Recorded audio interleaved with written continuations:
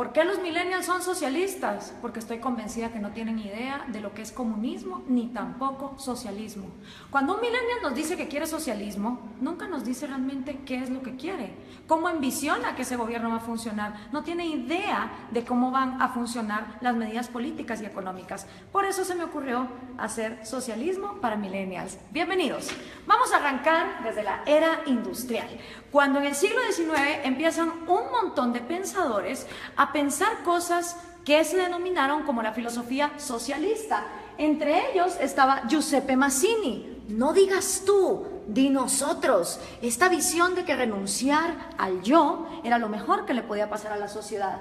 También Pierre-Joseph Proudhon, que dijo, la propiedad es robo. Estos dos contemporáneos inspiraron a Carlos Marx y a Federico Engels. Carlos Marx y Federico Engels se conocieron en 1843, 5 años antes de que escribieran el Manifiesto Comunista. Carlos Marx, hijo de padres judíos que dejaron la religión judía y se convirtieron al protestantismo, fue expulsado de Alemania, de Francia, de Bélgica, hasta que finalmente se va a Inglaterra, y en Manchester, junto con Federico Engels, un burgués, un hijo de industriales, ellos dos pues hacen el Manifiesto Comunista y describen el capital. Cosas interesantes, Carlos Marx trabajó muy poco en su vida y a la edad que yo tengo, 31 años, se retiró para ser un mantenido de Federico Engels por el resto de sus días. Vivió en Soho, Inglaterra, todo ese tiempo, y después de los 31 años nunca más volvió a trabajar.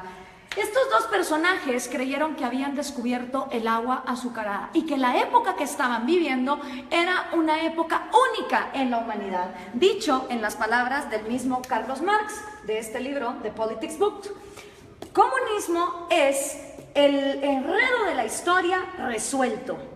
Para ellos el comunismo venía a resolver todas las luchas históricas. Según Marx y Engels, después de ellos la historia no volvería a ser la misma. Pero pensemos un poco en cuál era el mundo industrial en el que se movían Carlos Marx y Federico Engels. Para empezar, la filosofía que estos dos señores hicieron estaba inspirada para Alemania e Inglaterra, países industriales que tenían una gran industria que estaba cada vez más creciendo, no para países agrícolas. Y resulta que ni Inglaterra ni Alemania pusieron jamás en práctica las teorías de Marx ni de Engels tampoco. Quienes las pusieron en práctica fueron países agricultores que no contaban con las particularidades que Carlos Marx decía deberían de ser lo primero que debería haber, que es capital, manufactura e industria. En los países que más adelante vamos a ver, nos vamos a dar cuenta que no se puso en práctica. Además de esto, pensemos un poco en el mundo de estos dos señores. El mundo en el que se mueve Carlos Marx y el mundo en el que se mueve Federico Engels, 1848, es un mundo donde la esclavitud todavía era legal en Estados Unidos y en Europa, donde las mujeres no podíamos votar, prácticamente no teníamos ningún derecho porque éramos consideradas demasiado idiotas como para trabajar y votar. Era un mundo donde no había aviones, no había teléfonos, no había electricidad, no había inodoros, no había tampoco radios, no había televisión, no había satélites en el espacio, no había la mayor cantidad de profesiones que hoy por hoy existen en el mundo. Era otro mundo. Era una época donde estos dos hombres tuvieron la arrogancia de decir, de aquí para adelante la historia ya nunca va a cambiar. Ellos no tomaron en cuenta los avances tecnológicos, pensaron que la industria y esa época de los miserables iba a quedarse ahí para siempre. ¿Y en qué se basa esta crítica que estamos haciendo de el comunismo? Pues se basa en la crítica al proyecto de Gotha, escrito por Carlos Marx, El Capital, también escrito por Carlos Marx en 3 tomos, que por cierto el segundo tomo se imprimió luego de que Marx haya muerto, él ni siquiera lo había publicado, y por supuesto el Manifiesto Comunista. Vamos a ver entonces, el Manifiesto Comunista se basa en 2 fases. Esta es la primera fase, que tiene 10 puntos. Ustedes vayan viendo si estos 10 puntos son lo que los millennials defienden cuando dicen que son socialistas. Vamos a ver, millennials, vamos a ponerlos a prueba. El primer punto de la fase 1 del Manifiesto Comunista es la abolición de la propiedad privada. Expropiaciones, que son todavía cosa de todos los días en América Latina, no son ajenas a ninguno de ustedes. El segundo puesto es impuestos fuertemente progresivos. Esta idea de que los más productivos de la sociedad sostengan más al Estado, porque del Estado vivimos todos. Entonces, mientras más paguen los más ricos, se supone que el Estado va a ser más justo y más fuerte, y para nada tiene que ver que eso desincentive a la gente a ser mejor. El tercero es abolición del derecho a herencias. Interesante, porque Rafael Correa quiso hacer también una ley de herencias bastante draconiana, donde se quería quedar con un montón de las herencias. El cuarto es confiscar la propiedad a emigrantes. Interesante que lo primero que hacen los regímenes socialistas y comunistas es no dejar que venga inversión extranjera, porque supuestamente en el himno socialista todos los obreros se van a agarrar de las manos, pero para lo que se trata de comercio todos somos enemigos.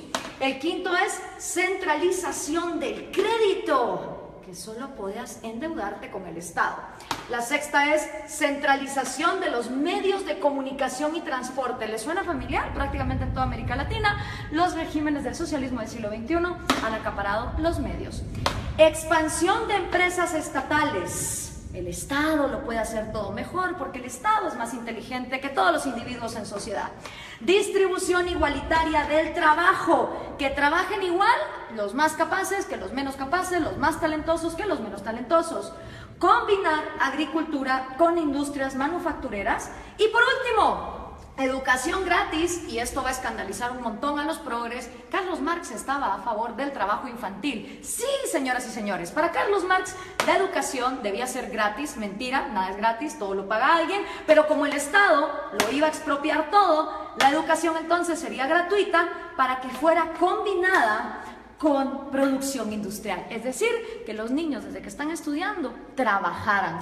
Así que memorícense bien esta fase 1, porque esta fase 1 es la que han implementado todos los países que han tratado de llevar a cabo la agenda marxista. ¿Les suenan familiares estos 10 pasos? Siguen vivos, a pesar de que el mundo de Carlos Marx era un mundo en 1848, estos 10 pasos se siguen dando en América Latina.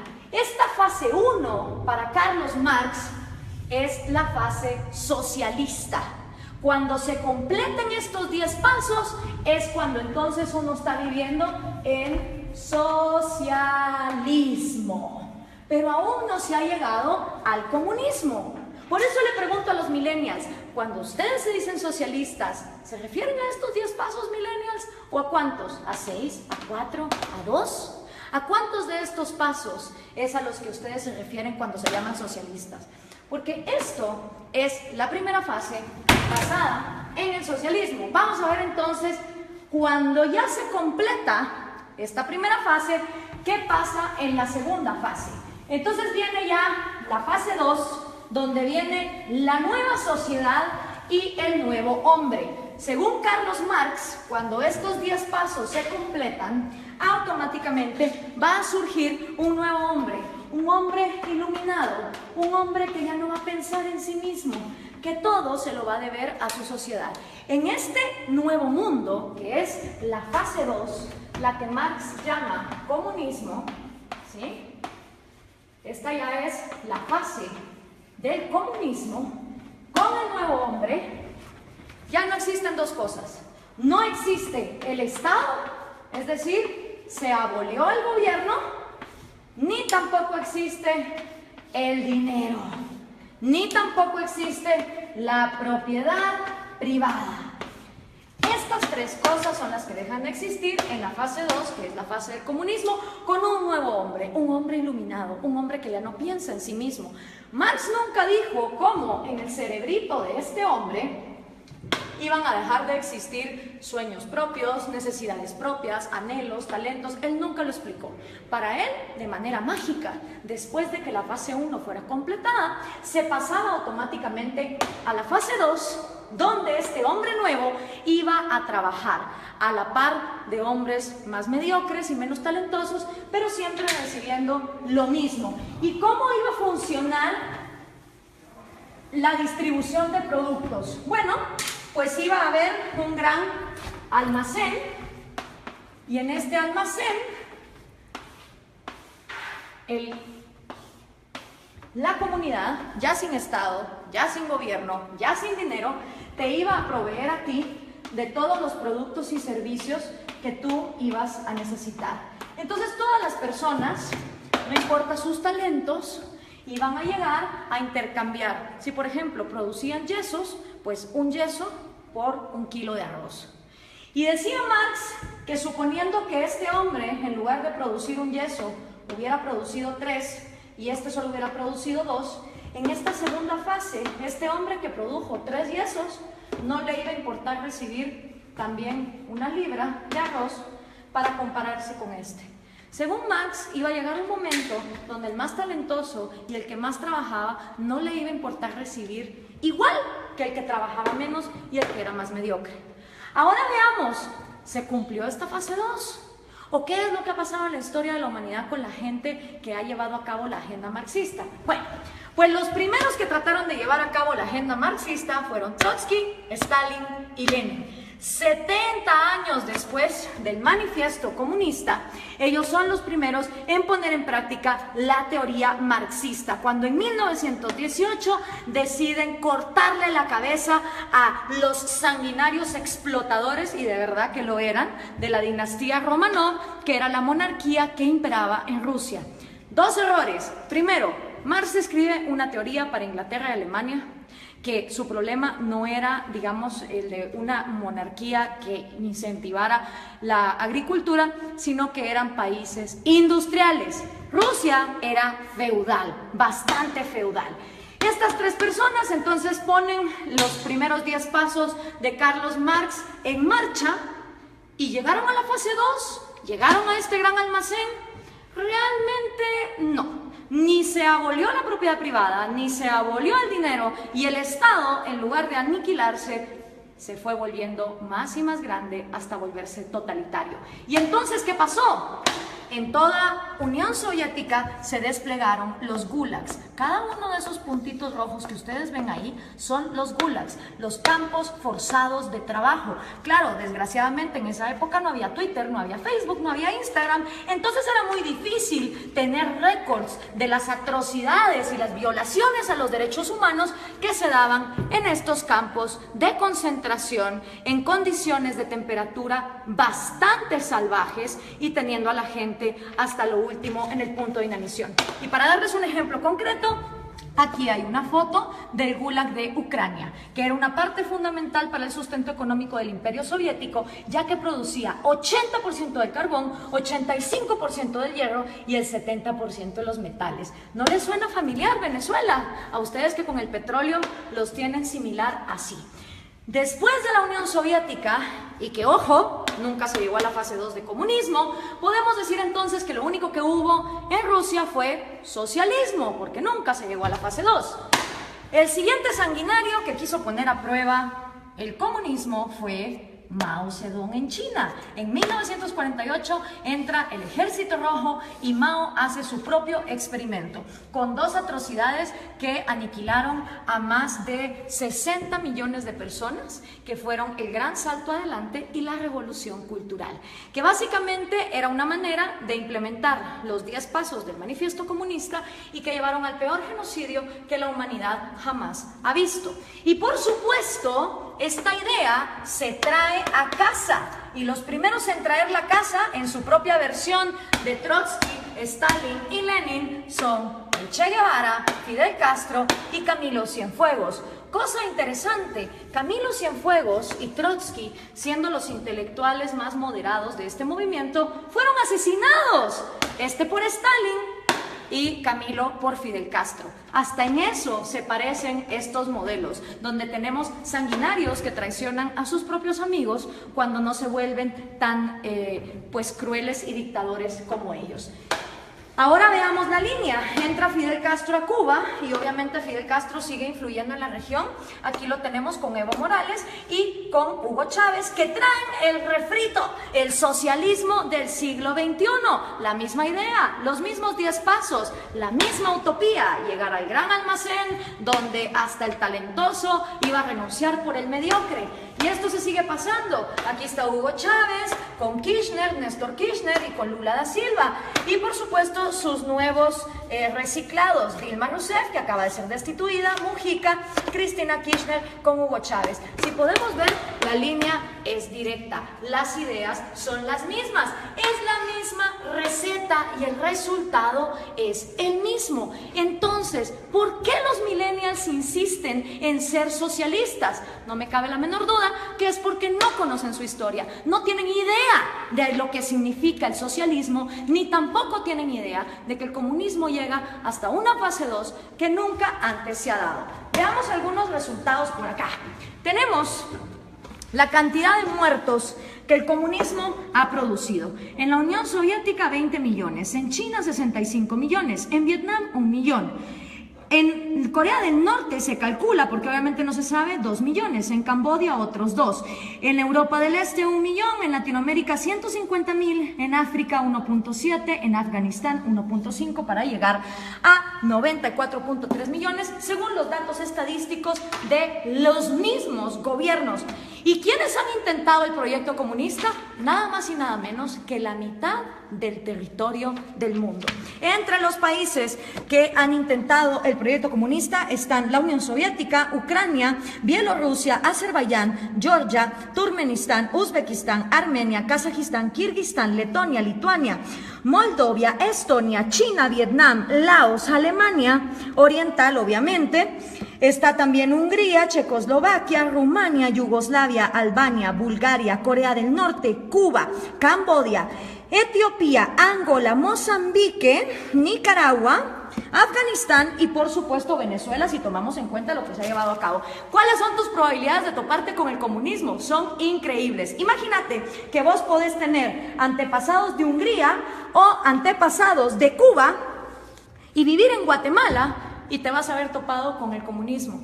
Las probabilidades de que un ser humano se haya topado con el comunismo, una historia comunista, son de 1 en 2. Porque como les explicaba, de todo el mundo, la mitad del territorio de la humanidad ha intentado este experimento. Y el resultado no ha sido esa fase 2, no ha sido esa panacea de ese hombre iluminado, ese hombre que deja de pensar en sí mismo para solo pensar en los demás. El resultado ha sido lo que George Orwell nos describió hace tanto tiempo en La rebelión en la granja. Los humanos en el poder se vuelven los cerdos y para los cerdos hay todo, mientras que para el resto de animales no hay nada. En lugar de llegar a la fase 2, se llega a un lugar donde la burguesía son los nuevos, ya sean los Stalin, ya sean los Mao, ya sean los Castro, ya sean los Morales o los Chávez. Solo ellos se vuelven la burguesía, solo ellos se vuelven la élite a costa de que todos los demás estén bien jodidos. Pero, ¿dónde se ha vivido comunismo? ¿Dónde ha habido igualdad? Pues miren, un lugar en el planeta donde hubo igualdad de miseria fue en los campos de concentración de Alemania. Porque ahí, como ustedes se pueden dar cuenta, todos eran iguales de miserables. Obviamente ahí no había propiedad privada, no había dinero, era la panacea. Y Viktor Frankl, que no se lo contaron, él lo vivió, él estuvo en un campo de concentración, uno de los psicólogos más reconocidos del siglo XX, hizo un llamado muy interesante.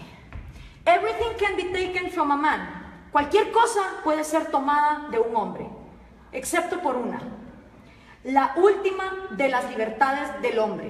Exigir la actitud que uno va a tener en cualquier set de circunstancias para escoger uno su propio destino.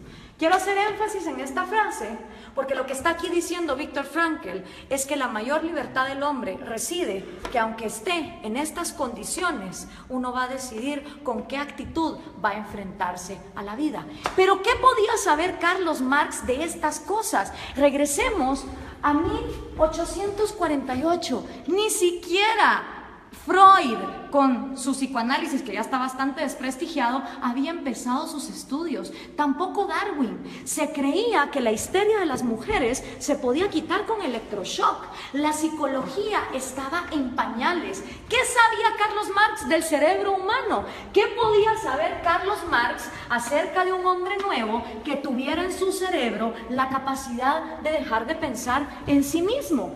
Hablemos entonces de sus predicciones, que fueron completamente nefastas. La primera predicción de Marx: va a haber más países comunistas que no comunistas. No se cumplió. Hoy hay más países excomunistas que actualmente comunistas. La segunda predicción de Marx: la máquina va a acabar con el proletario y el proletario va a vivir en la miseria. Tampoco se cumplió.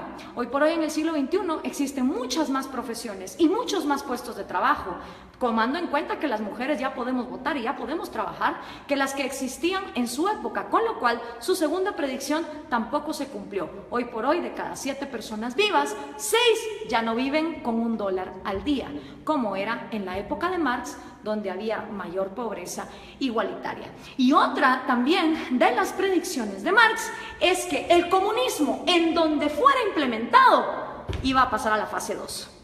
Y esa tampoco se cumplió. Ninguno de los experimentos comunistas han llegado jamás a la fase 2. Nunca abolen ni la propiedad privada para los gobernantes, obviamente para todos los demás sí.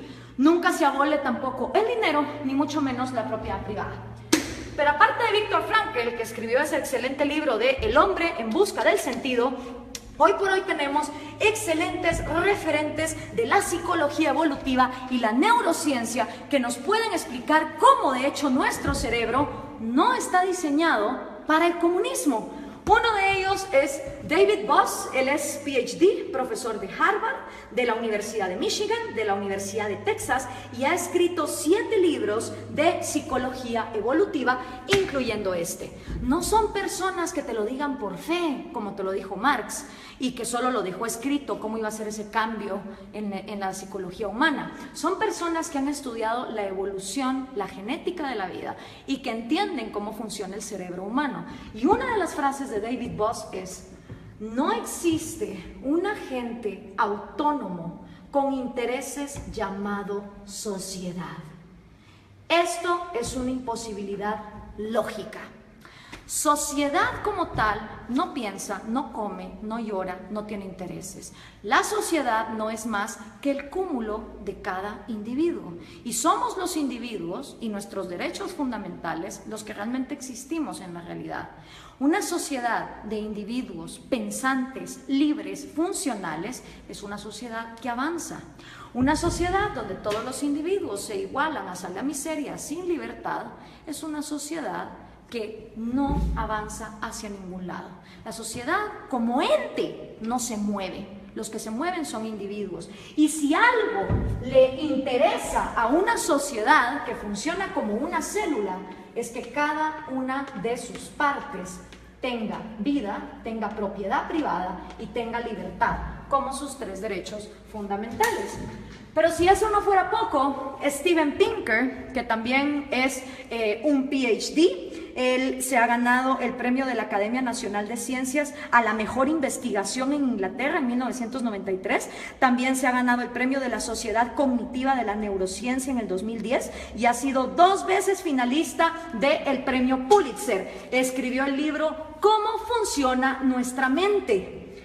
Y una de las frases de Steven Pinker es: el mejor argumento contra el totalitarismo es reconocer una naturaleza humana universal, que todos los seres humanos tenemos un deseo innato por la vida, la libertad y la búsqueda de la felicidad.